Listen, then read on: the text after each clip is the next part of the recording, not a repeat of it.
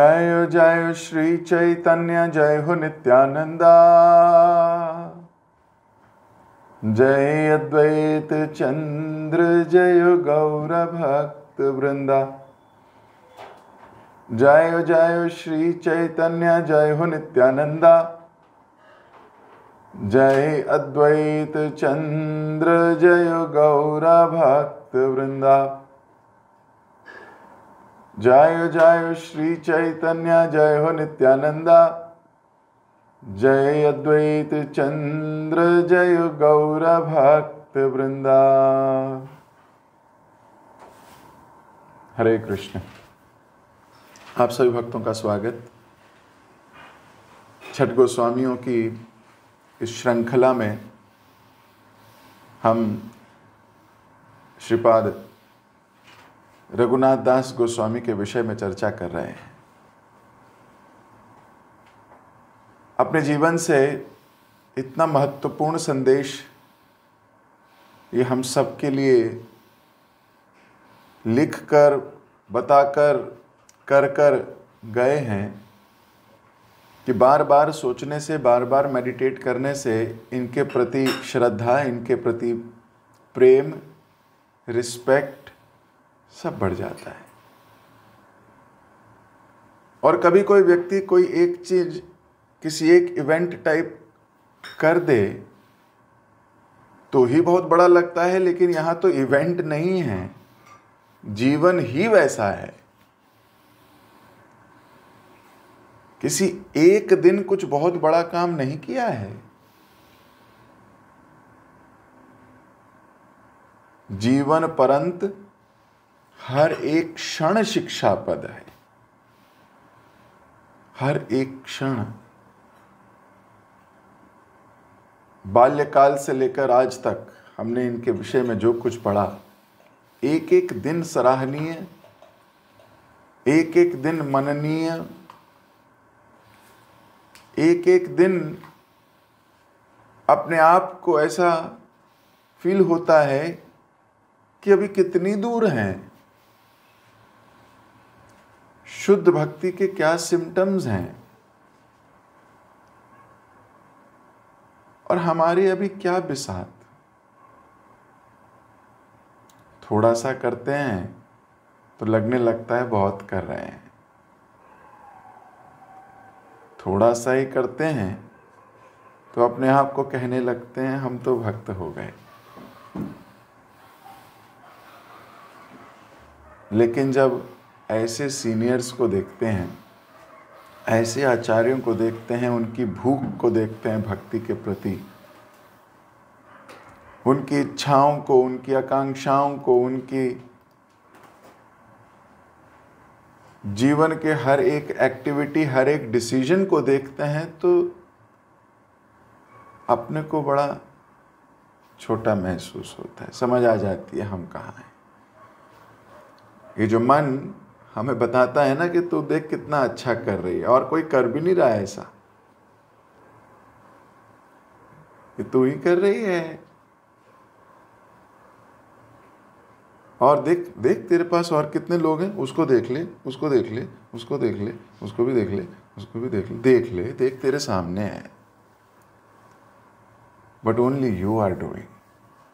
ये जो मन हमें इतना बड़ा कर देता है ना, गर्वान्वित कर देता है, बोलता है यू आर द बेस्ट।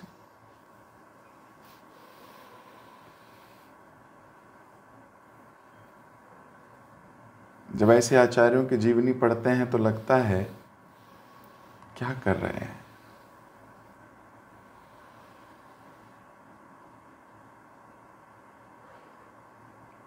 हम तो श्रवण भी करना हो तो लेट के कर लेते हैं, सोते सोते भी कर लेते हैं।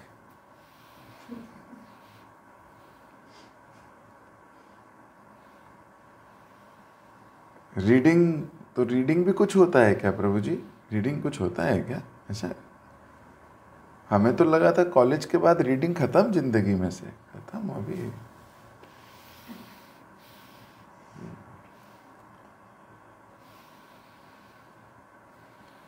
लेकिन इन आचार्यों को पढ़ते हैं तो लगता है कि भक्ति के प्रति इतनी प्राथमिकता,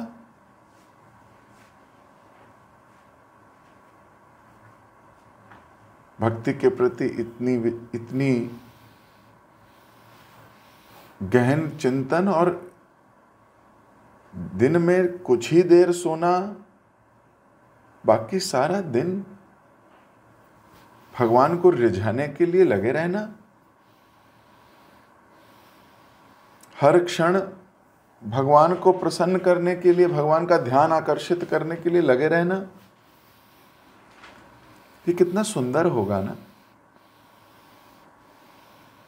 अभी तो हम अपने को ही रिझाने में लगे रहते हैं, अपने को ही बोलते रहते हैं, तू कंफर्टेबल है ना, कंफर्टेबल होना चाहिए, कंफर्टेबल है ना, नहीं कंफर्टेबल, अरे तो सो जा थोड़ी देर और, पर तू कंफर्टेबल होना चाहिए। हम अपने को ही बोलते रहते हैं, we say no no we are very good, लेकिन जब ऐसे आचार्यों की जीवनी पढ़ते हैं तो लगता है what are we doing, अभी दिल्ली दूर है, राइट?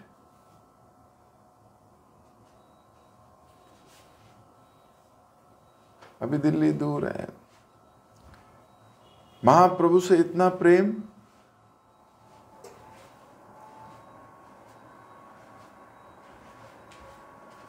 और दैन्यता देखो। अगर मान लो ऐसा किया है तो थोड़ा सा तो ऐसा लगता है ना दैट आई एम एग्जाम्पलरी। इनकी दैन्यता देखो, किस प्रकार प्रेम विलास में हम पढ़ रहे थे कि लिख रहे थे, मैंने तो विषयों के घर जन्म लिया और एक भी दिन चैतन्य चरण की सेवा नहीं की। अरे भाई 16 साल रहे थे महाप्रभु के साथ, लेकिन हृदय में भाव क्या है, अरे नहीं नहीं वो तो मैं रहा था, पर मैंने दिल से अभी तक सेवा नहीं की है। अभी मुझे पता है मैं कर सकता था और, पर मैं कर नहीं पाया। साथ तो रहा लेकिन मैं उनकी कोई सेवा नहीं कर पाया। अभी हृदय में ये दैन्यता है। अच्छा, उनकी सेवा कर नहीं पाया लेकिन फिर भी चाहता हूं कि मैं उनको प्राप्त कर लूं, वो मुझसे खुश रहें। किया तो मैंने कुछ है नहीं उनके लिए।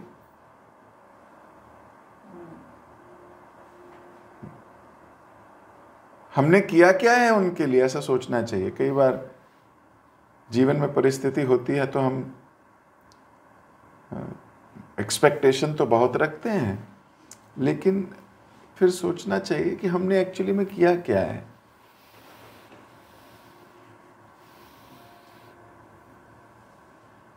अगर कुछ किया ही नहीं है तो रेसिप्रोकेट कैसे करेंगे Krishna?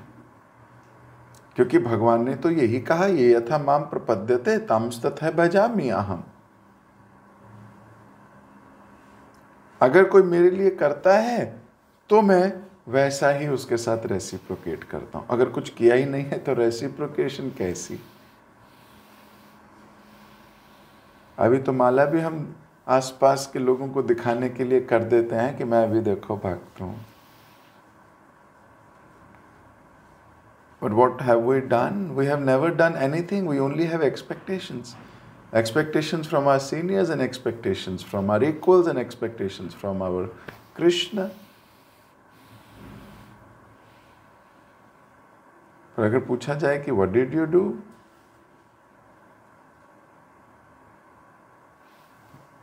Then you are a big laddu.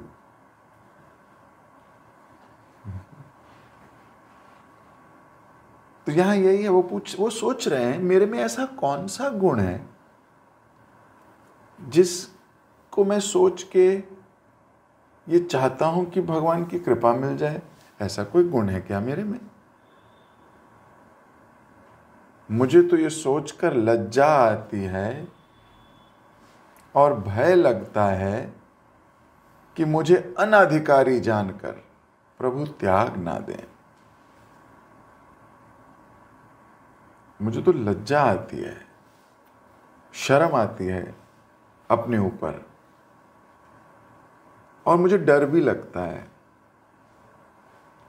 कि वो बोले नहीं, इसके बस की नहीं है ना, अनाधिकारी है ये, इसका अधिकार नहीं है, और ये अनाधिकारी जानकर प्रभु मुझे त्याग देंगे। रघुनाथ दास गोस्वामी के अगर ये विचार हैं तो आपके और मेरे क्या विचार हैं?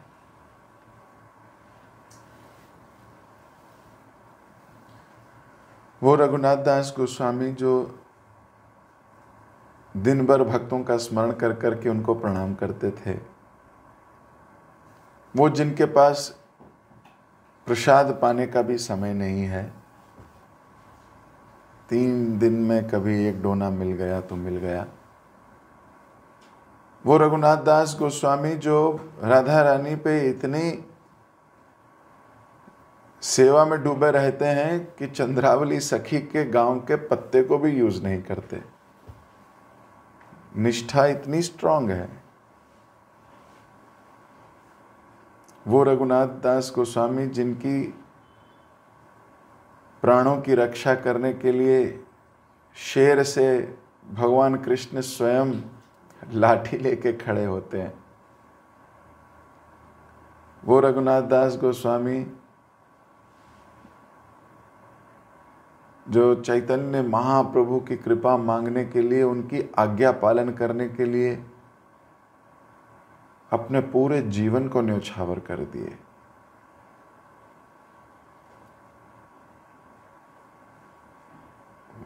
वो रघुनाथ दास गोस्वामी जिनके असाधारण वैराग्य से महाप्रभु का हृदय भी फट गया, वो रघुनाथ दास गोस्वामी जो गाय द्वारा छोड़े गए भात को भी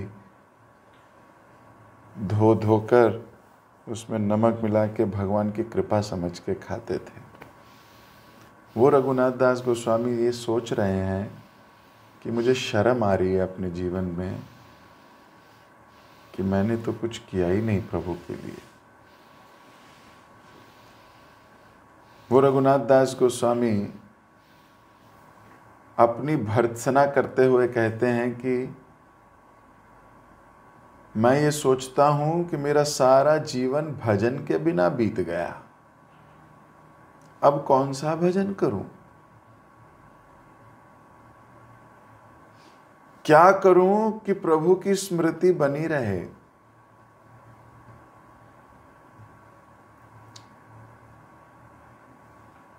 जब कोई भजन करना शुरू करता है, भगवान की सेवा इत्यादि का प्रण लेता है भक्तों के समूह में, तो ये सरल लगती है, लेकिन जब कोई ऐसा करने लगता है तो दिन में आधा घंटा भी उसने भगवान को दिया तो बड़े अंदर से प्रसन्नता होती है, मैंने कुछ आज अलग किया संसार से,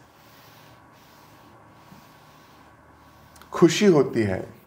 फिर वो 1 घंटा हो जाता है, खुशी होती है कि 24 में से 1 घंटा तो चलो कृष्ण की याद आई। जैसे जैसे प्योरिटी बढ़ती है वैसे 24 घंटे में से 15 मिनट भी अगर कृष्ण की याद नहीं आई तो अजीब लगने लगता है।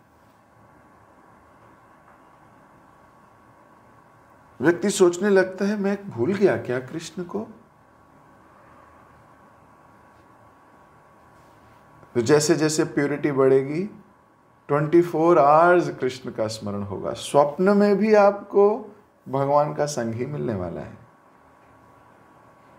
क्यों? क्योंकि आपका माइंड एब्जॉर्ब्ड है कृष्ण कॉन्शियसनेस में। अभी तो हमें सपने किसके आते हैं? जो हमारा पैशन है। पैशनेट लोगों के लिए भक्ति है भी नहीं।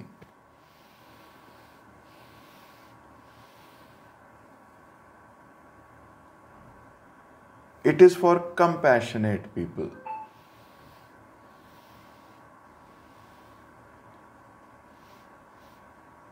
रजोगुणी लोगों के लिए भक्ति कहाँ है?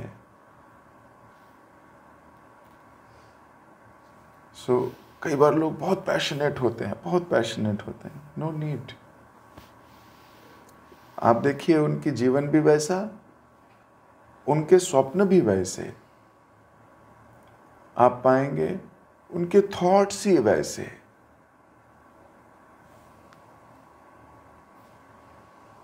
आव भाव, चाल चलन, they are passion, they can do anything, है ना, passionate. No passion, mode of passion को रजोगुण कहते हैं।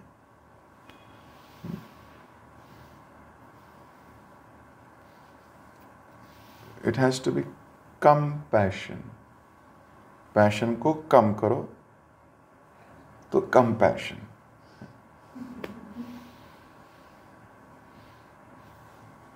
So here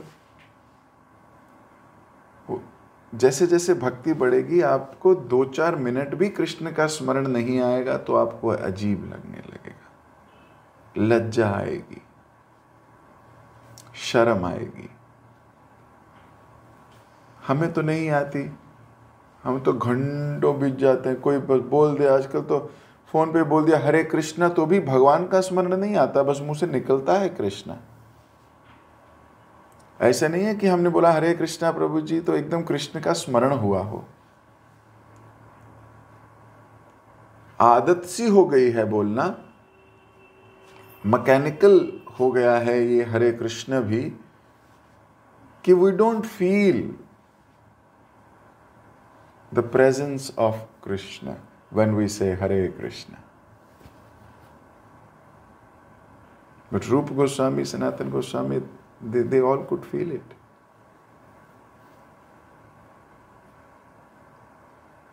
Where are we going? हम क्या कर रहे हैं? हमें तो और लज्जा आनी चाहिए। जब रघुनाथ दास गोस्वामी ये सोच सकते हैं कि मेरा सारा जीवन बिना भजन के बीत गया, आप और मेरे को क्या कहना है?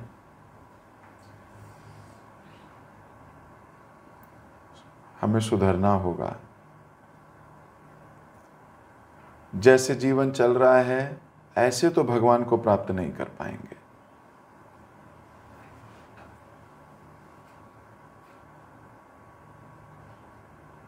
इतने एब्जॉर्प्शन इस मटेरियल वर्ल्ड में, इतने पैशनेट इस मटेरियल वर्ल्ड में, ऐसे तो नहीं चल पाएंगे।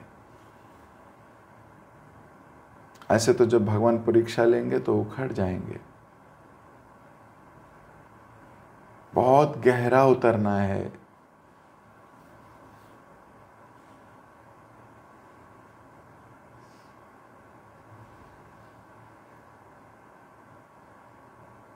रघुनाथ दास गोस्वामी का ये जो मूड है, please try and understand his mood.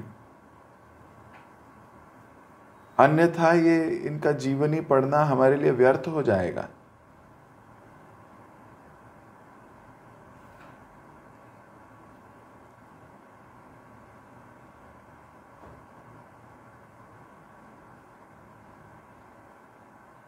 भक्त का स्वाभाविक दैन्य उसके कर्तव्य अभिमान को भी इस हद तक मिटा देता है कि भगवत कृपा प्राप्त करने के लिए सब कुछ कर चुकने के बाद भी उसे लगता है कि उसने कभी कुछ किया ही नहीं है। सब प्रकार से योग्य होने पर भी उसको लगता है ऐसा कोई गुण नहीं है जिसकी वजह से या जो भगवान को रिझा सके और उनकी कृपा वृष्टि का हेतु बन सके। यह पहचान है भक्त की। उसको लगता है he has not done anything, और अभिमानी को लगता है he is doing very much. और ये स्वाभाविक है। अब जिसे जबरदस्ती मत सोचो, जबरदस्ती मत सोचो, ये स्वाभाविक आएगा, अपने आप आएगा। आपको अपने आप लगने लगेगा कि मैंने कुछ नहीं किया।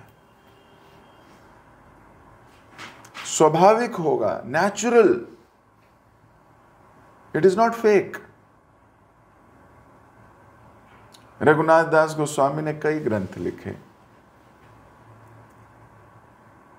रघुनाथ दास संस्कृत भाषा के अच्छे पंडित और कवि तो थे ही, लेकिन वे प्राय हर समय राधा कृष्ण की लीला रस में डूबे रहते थे। जब बाहरी अवस्था आती थी स्फूर्ति थोड़ी बंद होती थी तो हृदय की व्याकुलता और आकुति स्तव आदि के रूप में उनके कंठ से निर्गित होती थी। उनका पांडित्य, कवित्व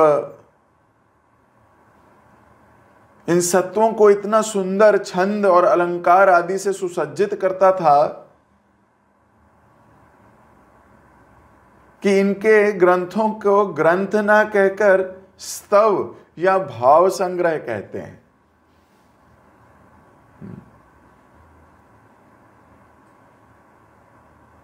तो 3 प्रकार के उनके ग्रंथ हैं। एक है स्तवावली, एक है दान केली चिंतामणि और मुक्त चरितम।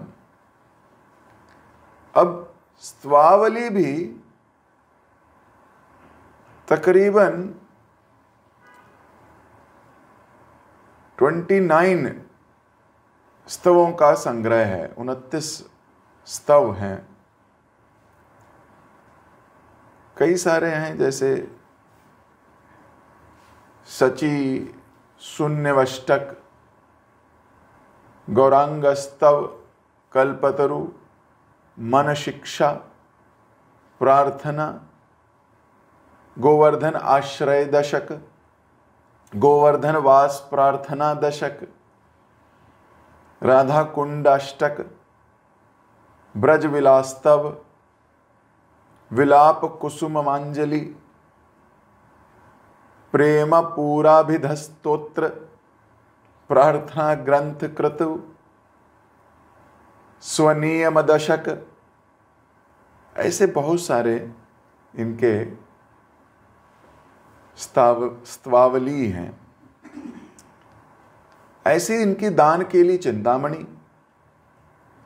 अब ये ग्रंथ बहुत कुछ रूप गोस्वामी के दान केली कौमुदी के समान है। तो रूप गोस्वामी ने जो ग्रंथ लिखा वो दान केली कुमोदी, और रघुनाथ दास गोस्वामी ने जो लिखा वो दान केली चिंतामणि।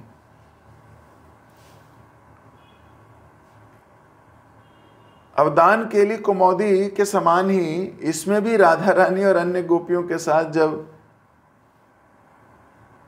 घी या घृत लेकर वासुदेव के यज्ञ में जाती हैं गोपियां, तो गोवर्धन पर्वत पर बैठे कृष्ण इनको बोलते हैं टैक्स दो, यहां से जाने के लिए आपको टैक्स देना होगा, कर देना होगा। अब कर क्या है? कर है राधा रानी और बाकी गोपियों के साथ थोड़ा संग। गोपियां इसको स्वीकार नहीं करती। ये छलिए, ये कर हमें मंजूर नहीं है।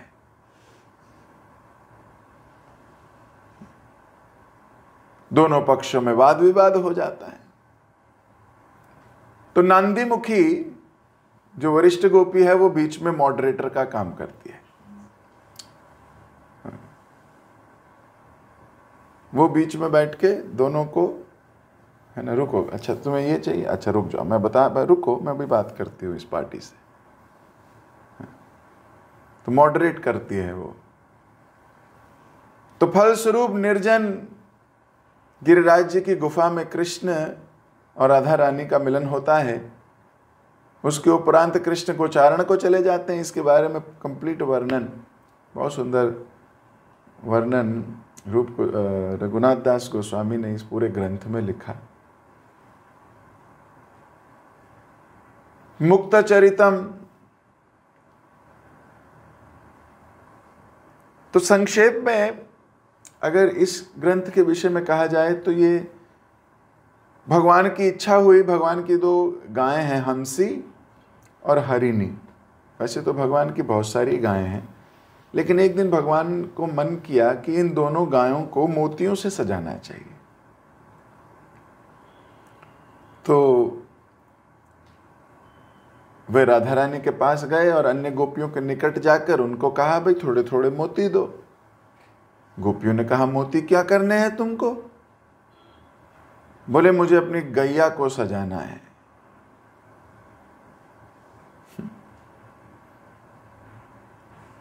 गोपियों ने कहा एक गाय सजाने के लिए मोती ना है हमारे पास। भगवान ने फिर भी कहा नहीं, पर देखो गाय के लिए मत दो, मेरे लिए दे दो। राधा रानी ने डांट डूंट के भगा दिया, बोले भाग यहां से, हम नहीं दे रहे तेरे को कोई मोती वोती, गाय को सजाना है, जाओ यहां से। हाँ, तो कृष्ण माँ के पास गए, बोला माँ मुझे मोती दे दो। माँ ने पूछा क्या करने बेटा तेरे को मोती? बोले मुझे मोती की खेती करनी है। बोले मोतियों की खेती करनी है? हाँ माँ, मुझे बहुत से मोती चाहिए ना। तो माँ ने कहा बेटा मोतियों की खेती नहीं होती। तो भगवान ने कहा हर वस्तु की खेती हो सकती है माँ, आप मुझे मोती दो तो माँ ने कहा बेटा सारे मोती ले जा, तुझे जो काम करना है कर ले, पर खेती थोड़ी होगी मोती की। बोले जितने आपके पास मोती हैं इतने से तो कुछ नहीं होगा, मुझे तो बहुत सारे मोती चाहिए। अब बालक हट करने लगे तो माँ क्या कहती है, अच्छा चल ले जा। वात्सल्यवश थोड़े मोती दे दिए। अब कृष्ण ने मोती बो भी दिए।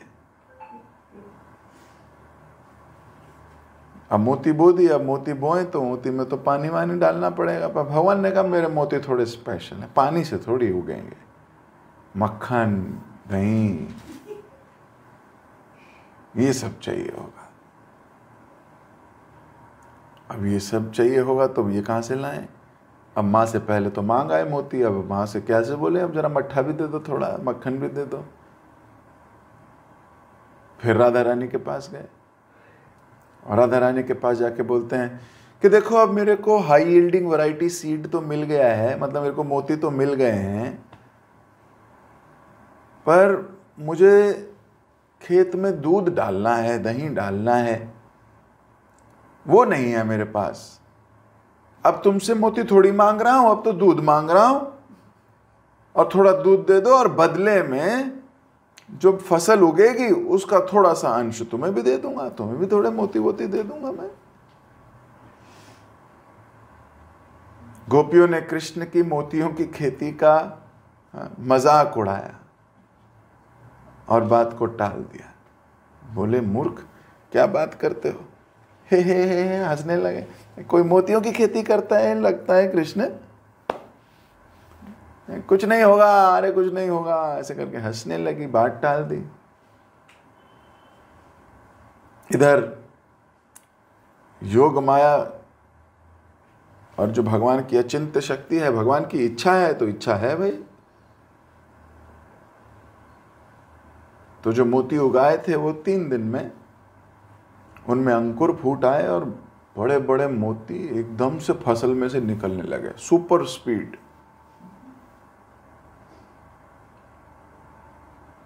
अब वो मोती, अब सोचो, अब फूल में देखो तो मोती लगा है,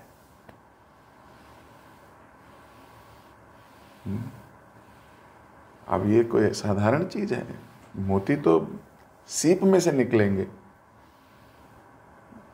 मोती तो सीप से निकलते हैं समुद्र में।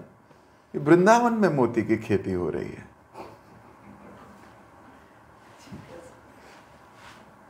अब जब राधा रानी ने देखा हो ये क्या खुशबू आ रही है, अब मोतियों में से खुशबू भी आ रही है, अब फसल लहलहा रही है, और अब कृष्ण थोड़े बांसुरी बजाते हुए चिढ़ा रहे हैं। बोले तुमने तो दिया ना, अब घुस मत जाना हमारे खेत में। 4-5 अपने दोस्तों को खड़ा कर दिया। बोले राधा की परछाई भी ना आ जाए खेत में। और सुनो, ललिता विशाखाएं उसकी चमची हैं, उसकी सेविकाएं, वो भी ना दिख जाएं। जब मैं मांग रहा था थोड़ा दूध मट्ठा पहले मैंने मोती मांगे थे, वो तो दिए नहीं इन्होंने। अब जब मैंने दूध मांगा, मेरी तो कृपा है ना, मैं कह रहा था चल इतने से ही मैं उनको कुछ मोती दे दूंगा, तब भी ना मानिए। अब हम भी नहीं देंगे। क्यों दोस्तों, ठीक कह रहा हूं ना? वो सब जाए। यस, ये बहुत सुंदर वर्णन किया है रघुनाथ दास गोस्वामी ने। अब मोती तो उगने लगे, खुशबू आने लगी, तो गोपियों ने सोचा ये कृष्ण की बस की बात नहीं है, ये हमारी ब्रज रज ही इतनी बढ़िया है, ये हमारे वृंदावन की खूबी है, इसमें मोती उगते होंगे, इसमें कृष्ण ने कुछ नहीं किया, ये वृंदावन की महिमा है। तो राधा रानी ने भी अपनी सारी सहेलियों को बुला लिया। अब सहेलियों को बुला लिया और बोला भाई देखो मोती लाओ। अब सहेलियों ने कहा क्या करने? बोले हम भी उगाएंगे। बोले हम भी उगाएंगे? अरे वो कृष्ण जब उगा सकता है तो हम नहीं उगा सकते?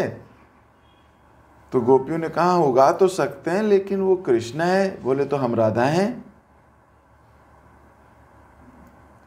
बोले हाँ ये बात तो सही है, राधा रानी तो वृंदावनेश्वरी है, और वास्तव में ये कृष्ण के बस की नहीं है। अब कृष्ण के बस की होती तो क्या हमसे मांगता है? दूध मट्ठा हमसे मांगता? तो ये तो ब्रज रज, हाँ ये तुमने सही कहा राधा, ये तुमने सही कहा। अब सब बैठ गई, अब सब अपने घर से, छोटी छोटी गोपियां हैं, घर जाके छोटे छोटे हाथों से मांगेंगी, मम्मी मोती दे दो। अब मम्मी कितने मोती देंगी छोटी बच्ची को, सोचो। और मोती भी कौन से ब्रज में उगाए हैं? इम्पोर्टेड है, मतलब इम्पोर्टेड मतलब कोस्टल एरिया से आए होंगे। मोती यहाँ कहाँ से आएंगे? अब कितने होंगे घर में मोती? तो फिर भी मम्मियों ने थोड़े थोड़े मोती दे दिए। तो इन्होंने मोती उगाए। अब बोले वो कृष्ण ने दूध से सींचा, हम डालेंगे मक्खन,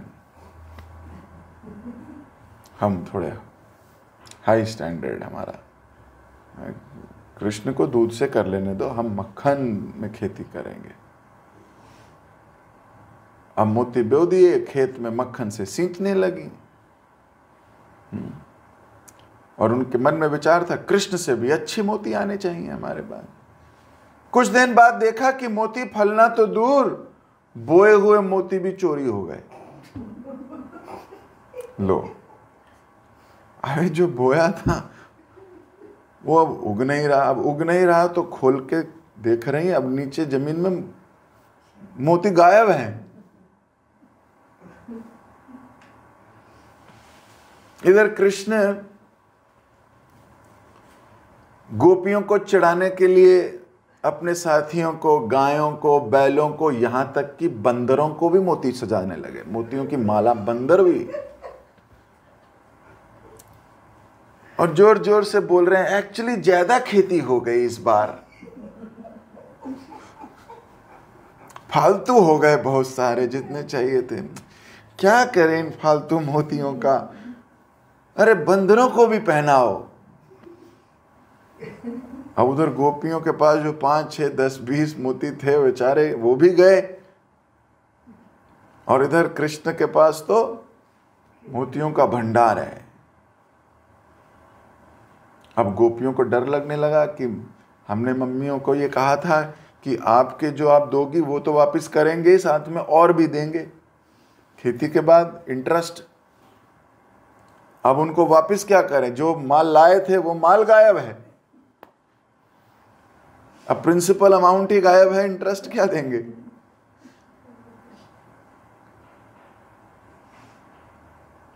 अब उन्होंने सोचा कि कृष्ण से कुछ मोती खरीद लेते हैं, अब वही मोती खरीद के दे देंगे मां को वापस। अब मोती खरीदने गई तो कृष्ण ने तो मूल्य ही ऐसा बताया कि वो वाद विवाद में बदल गया। अब तो लड़ाई होने लगी। अभी भगवान ने मूल्य ही ऐसा बताया। अंत में कृष्ण ने मूल्य के रूप में गोपियों के अंग संग की मांग की। अब गोपियों ने तो फिर अस्वीकार कर दिया, बोले ना रे बा। राधा कुंड में जो बकुल कुंज है वहां जाके बैठ गई और सोचने लगी क्या करें। तो भगवान कृष्ण को दया आ गई। भगवान ने फिर अपने सखाओं के साथ प्रत्येक गोपी के लिए बहुत से मोती भेज दिए। गोपियों ने उन मोतियों से राधा रानी को सजाया और गुरुजनों के सामने जाकर उन्हें प्रसन्न किया। ये कहानी एक्चुअली श्री कृष्ण द्वारिका में सत्यभामा को सुना रहे थे। सुनाते सुनाते वे राधा की याद में औदार्य हो विलाप करने लगे। सत्यभामा अपने वस्त्र अंजल से उन्हें बीजन करने लगी, उनको हवा करने लगी। ये भी इनकी इस ग्रंथ में बहुत सुंदरता से मुक्त चरितम नामक ग्रंथ में इसकी बड़ी डिटेल में वर्णन किया गया है।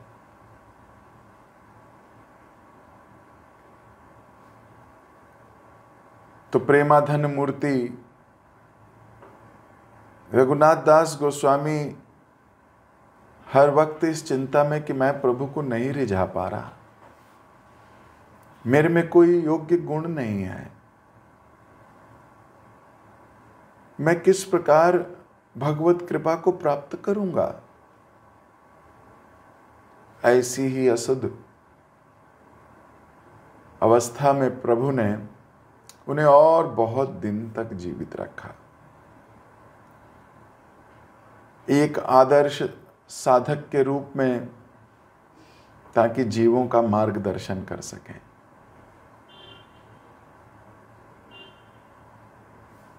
लगभग 90 वर्ष की आयु में उन्होंने सहज ही और स्वाभाविक रूप से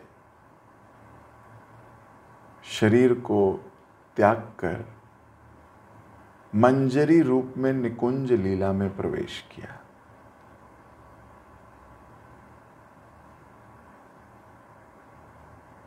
चले गए भगवान की नित्य लीला में। भगवान के ही परिकर हैं, भगवान की ही मंजरी हैं, भगवान की ही दासी हैं, और उसी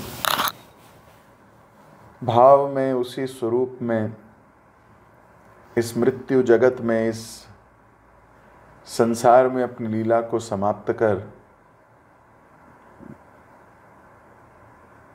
गौरांग महाप्रभु स्वरूप दामोदर रूप गोस्वामी से भेंट करने नित्य लीला में प्रवेश हुए। और हमारे लिए छोड़ गए आदर्श, हमारे लिए छोड़ गए भाव, हमारे लिए छोड़ गए ज्ञान, हमारे लिए छोड़ गए ये प्रेम, जिसका हम बार बार आस्वादन कर, बार बार उनको याद करके अपने जीवन को भी आदर्श जीवन बनाने का संकल्प ले सकें। इन महाभागवतों के जीवन व्यर्थ हो जाएंगे अगर हमने इनसे प्रेरणा नहीं ली। इनका इस संसार में आना व्यर्थ हो जाएगा।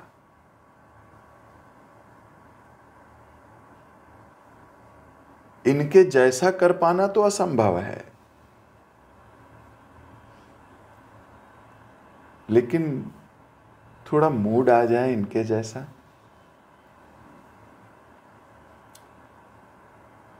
इनको एग्जैक्टली इमिटेट करना तो पॉसिबल ही नहीं है जीवात्मा के लिए, लेकिन एटलीस्ट इनके जैसी प्रार्थना करने लगे, इनके जैसे भाव थोड़ा सा भी अगर इनकी कृपा प्राप्त हो जाए और हम भी डट जाएं, जुट जाएं, इनके पूरे जीवन से बिल्कुल क्लियर है, भक्ति भगवान श्रेष्ठ है इनके लिए, गुरुजनों का आज्ञा श्रेष्ठ है इनके लिए। हमारे में भी ऐसा कुछ बदलाव आए, हम भी थोड़े डिटरमाइंड हो जाएं, डिसिप्लिन हो जाएं। अभी तो हम अपनी आलस से ही जूझ रहे हैं, अपनी इच्छाओं से ही जूझ रहे हैं, अपने दिनचर्या को ही हम डिसिप्लिन नहीं कर पा रहे। अभी तो हम मनमौजी की तरह जीवन व्यतीत कर रहे हैं।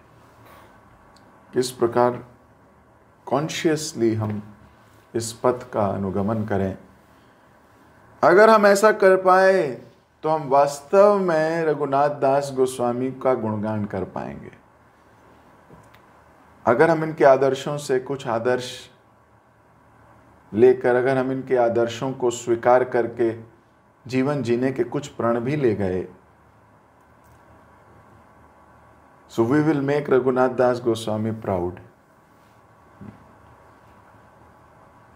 We will make him happy. और अगर हमने रघुनाथ दास गोस्वामी को ही थोड़ा प्रसन्न कर लिया तो भगवान तो क्यों नहीं प्रसन्न होंगे। तो मैं इन्हीं प्रार्थनाओं के साथ रघुनाथ दास गोस्वामी की इस कथा को यहाँ विराम दे रहा हूँ।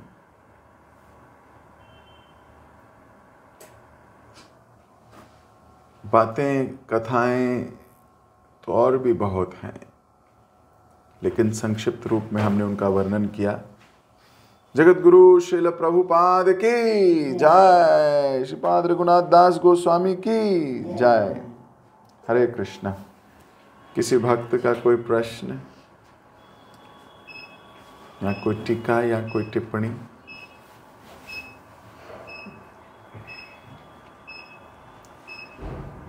ओके, हरे कृष्णा। हरे कृष्णा प्रभु जी, धन्यवाद, प्रणाम। थैंक यू सो मच प्रभु जी, बहुत सुंदर क्लास के लिए। आपकी क्लास में आपने हमें ये बताया कि हम थोड़ा सा भक्ति करके हमें यही लगता है कि हम बहुत कुछ कर रहे हैं, और हमारा मन भी हमें यही कहता है कि हाँ तो बहुत बढ़िया कर रहा है, बहुत कर रहा है। पर हम जब इन आचार्यों के जीवन में देखते हैं, पूरा दिन वो ऑब्जर्व रहते हैं। अब रघुनाथ दास गोस्वामी 22.5 घंटे सेवा में रहते थे, फिर भी वो कहते हैं कि मैंने कुछ नहीं किया। मतलब सेवा करने, वो ये भी कह रहे हैं कि सेवा करने मेरा बस की भी नहीं है। तो इसमें आपने ये बताया कि हमें अपना माइंड को प्यूरिफाई करना है ताकि दिन भर कृष्ण को हम याद कर सकें, हम स्मरण कर सकें। अगर हम फिर भी कृष्ण याद नहीं आ रहे हैं, स्मरण नहीं आ रहे हैं, तो ये शर्म की बात होना चाहिए हमारे लिए। इसमें आपने ये बताया कि सेवा करने के बाद भी हमें यही लगना चाहिए कि मैंने कुछ नहीं किया, मेरा भी कोई योग्यता नहीं है। ये स्वतः आना चाहिए, ये नहीं कि हमें सेवा करने के बाद मन से आए कि मैंने तो बहुत कुछ कर दिया। और आपने बहुत सुंदर लीला सुना है राधा रानी और कृष्ण के मोती की खेती का, बहुत सुंदर। तो इन 14 दिन में जो रघुनाथ दास गोस्वामी की लीला में आपने हमें बहुत कुछ सिखाया इनके जीवन से। वो किस तरह अपनी बैरागी की स्टेज में पूरा हायर स्टेज तक पहुंचे थे, और उनका भाव, उनका समर्पण और उनका गुरु की आज्ञा पालन और भक्ति में श्रेष्ठ स्टेज तक पहुंचे। तो हमें भी यही कोशिश करना है, इनके जीवन से कुछ मोती चुन के सीख लेके हमें भी अपने जीवन में लगाना और हमें भी ऐसे भक्ति करने की प्रयास करना। थैंक यू सो मच प्रभु जी। सभी भक्तों को भी धन्यवाद इस प्रेम को श्रवण करने के लिए। हम प्रभु जी का धन्यवाद करेंगे एक बार। हरे कृष्ण नाम। Hare Krishna Krishna Krishna Hare Hare, Hare Ram Ram Ram. Thank you so much Prabhu.